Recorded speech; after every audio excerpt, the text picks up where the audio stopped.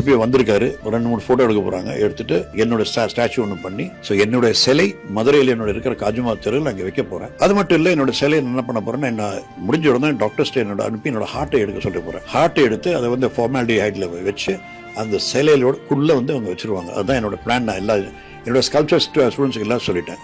So என்னோட இதயம் எப்பொழுதுமே இருக்கும் புத்தகத்தில். புத்தர் உட்கார்ந்துருக்க மாதிரி ஒரு சிலை என்னோட ஃபேஸ் இருக்கும். அந்த ஹார்ட் வந்து அதுக்குள்ள இருக்கும். இவங்கெல்லாம் சொல்லி வச்சிருக்கேன். 3 days என் பாடி இங்கே இருக்கணும்.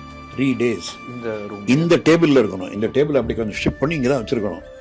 அந்த 3 daysக்கு அப்புறம் தான் எடுக்கிறேன். நான் எனக்கு பிடிச்ச இடம் இது புத்தா சேம்பருங்கிறது. எங்கள் அம்மாவோட முடி இங்கே இருக்கு. அம்மா வெட்டின முடி இங்கே இருக்கு. என்னோட எலும்பு, என்னோட மொட்டியிலிருந்து எடுத்த எலும்பு இங்கே இருக்கு. அது நான் உலகத்தின் முதல் சிலை என்னோட எலும்புல செய்யணும்னு என்னோட 2 எலும்பு எடுத்து வச்சிருக்கேன் சிலை செய்யறதுக்கு. அதுல ஒரு புத்தர் சிலை செய்யணும்னு. ஆனா அந்த சிலை செய்யறதுக்கு டைம் இருக்குமோ இல்லை தெரியல.